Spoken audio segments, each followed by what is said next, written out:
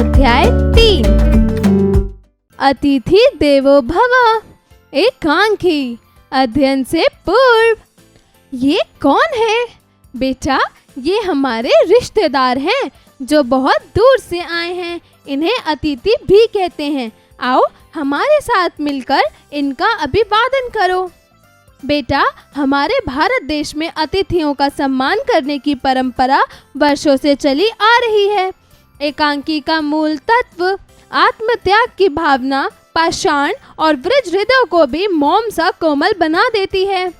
पहला दृश्य, अरावली का सुनसान वन। एक छोटी सी सरिता कल कल करती हुई बह रही है। सरिता के तट पर दो बच्चे खेल रहे थे। उनमें एक का नाम सुंदर और दूसरे का नाम चंपा है। सुंदर, क्यों बहन चंपा, हम दोनों राजा की संतान है ना? चंपा, हाँ भाई।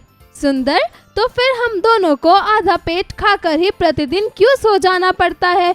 तुम तो अपनी कहानियों में कहा करती थी कि राजाओं के पुत्र बड़े राजभवनों में रहते हैं और उन्हें बहुत अच्छा खाना भी मिला करता है।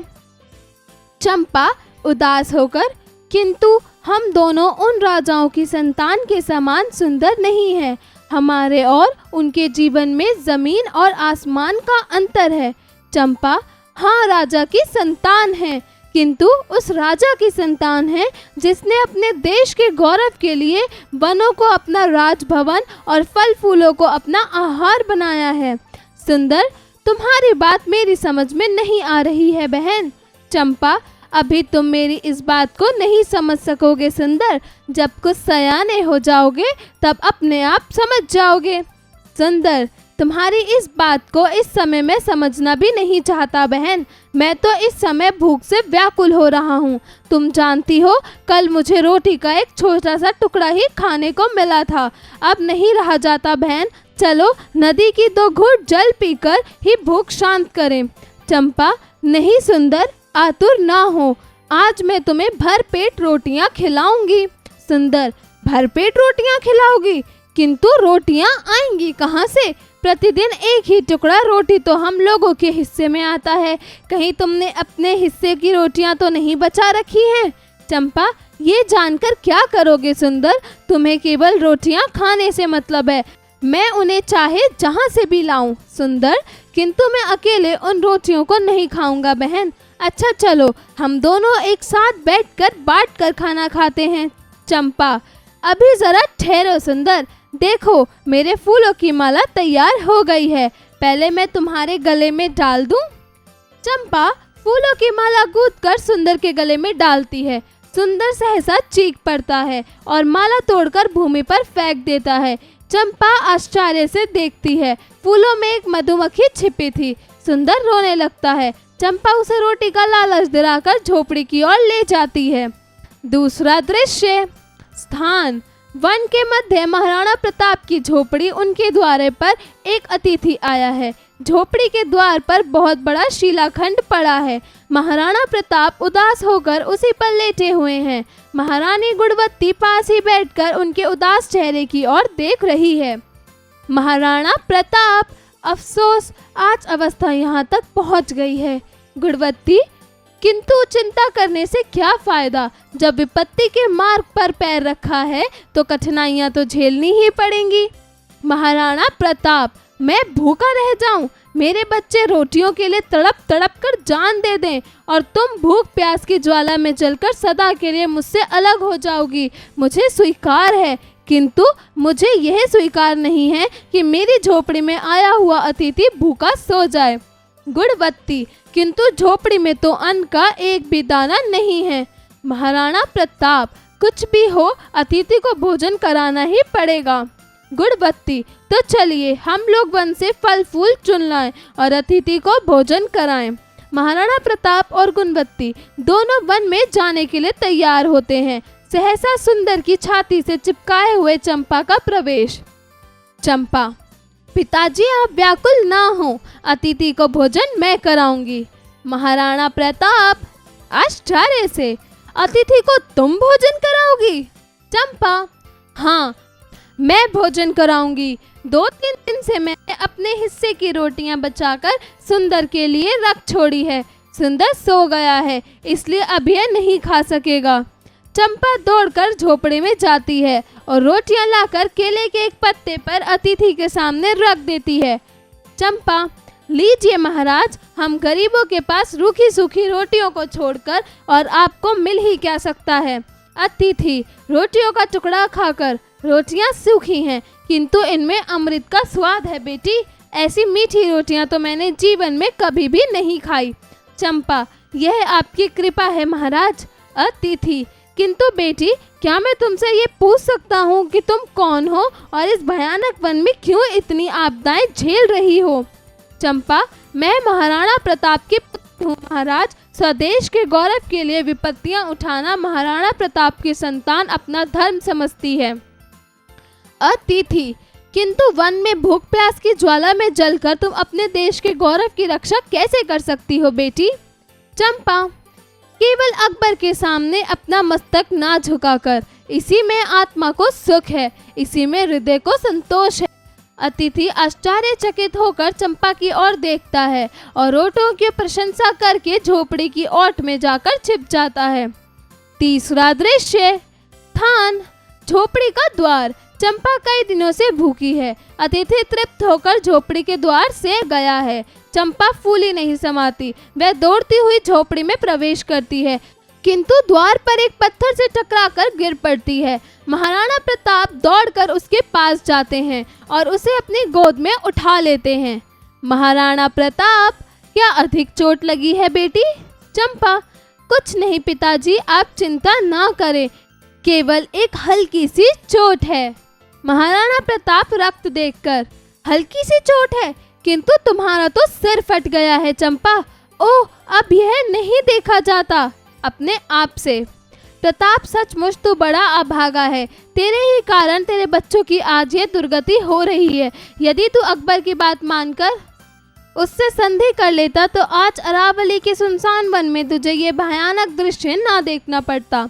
चंपा सचेत होकर, पिताजी, यह आप क्या कह रहे हैं?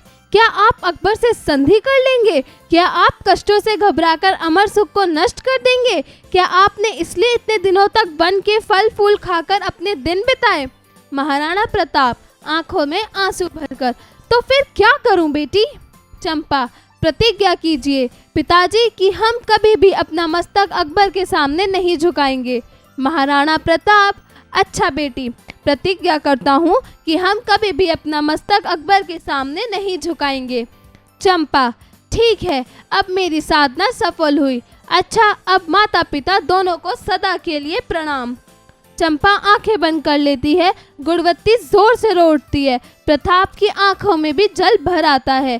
तभी झोपड़ी में अतिथि का असली वेश में प्रवेश। अतिथि, महाराणा प्रताप, आप धन्य हैं। आपकी संतानों का आत्मत्याग पाषाण वृद्ध हृदयों को भी मौन सा कोमल बना देने वाला है।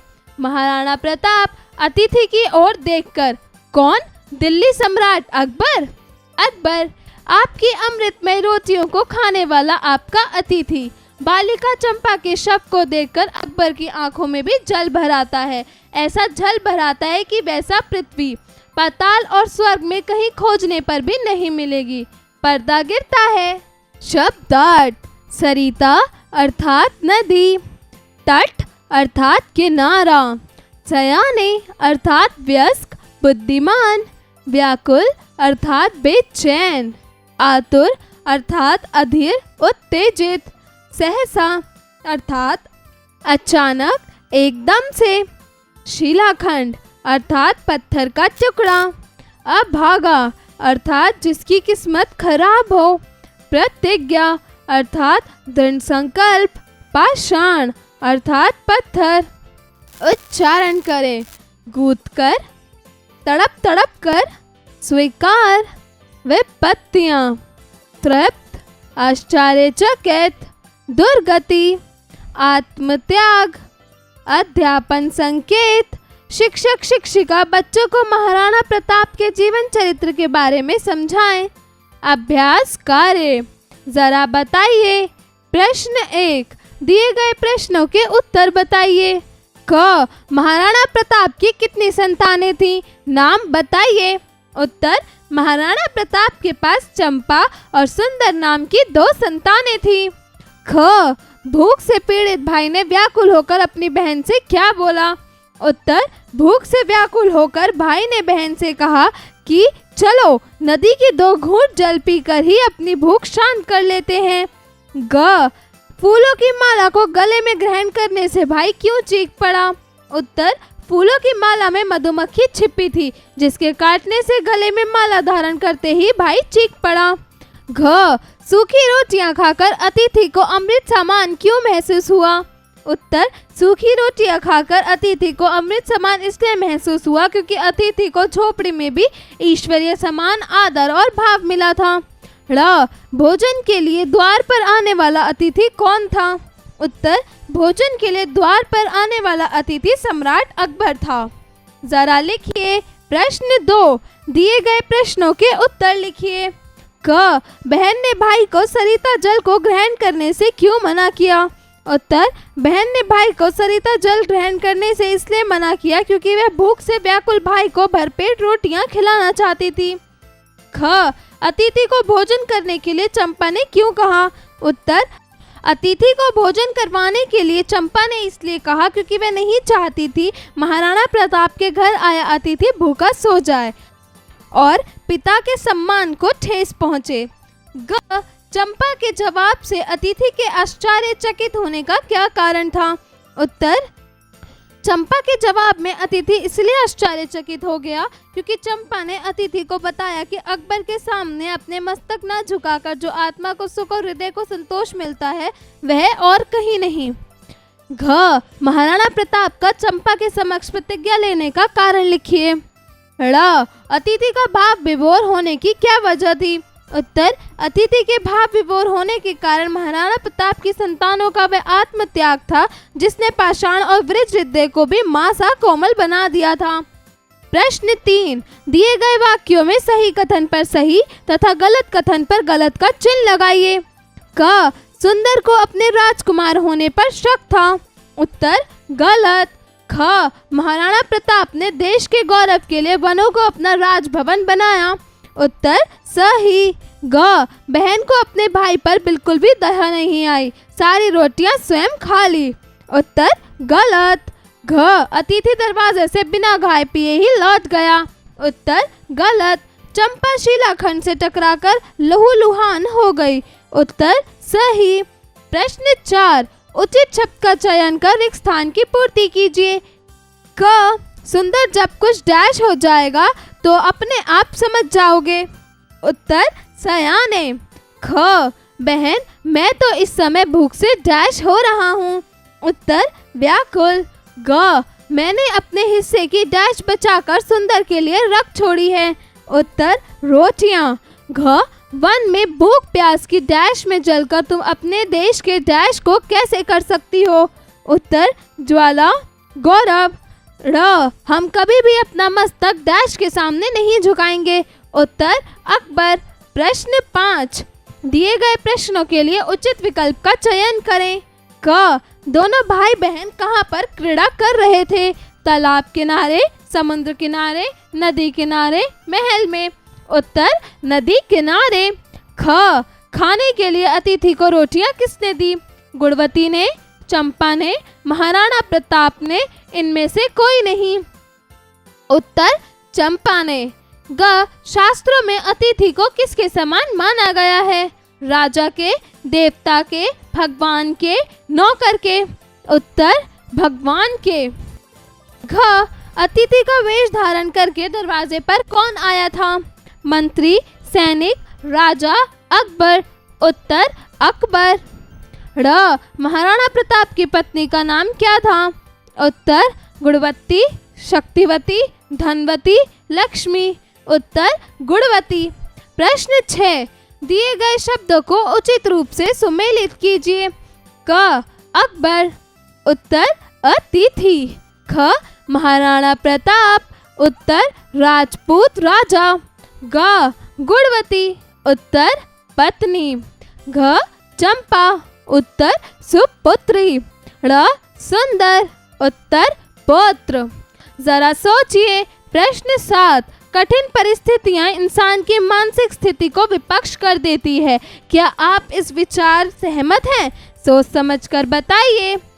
जरा भाषा पर गौर कीजिए। प्रश्न 8, दिए गए शब्दों का प्रयोग करके वाक्य निर्मित कीजिए। क, दुर्गति। उत्तर, रमेश के बुरे कर्मों के चलते आज उसकी दुर्गति हो रही है। ख, अतिथि। उत्तर, अतिथि ईश्वर का स्वरूप होता है, इसलिए सदैव उसका सम्मान और सम्मान करना चाहिए। ग, व्याकुल। उत्तर, भूख से व्याकुल व्यक्ति कभी कभी अपना धैर्य भी खो देता है। घ, विपत्ति। उत्तर, हमें विपत्तियों में नहीं घबराना चाहिए। ड़, गौरव।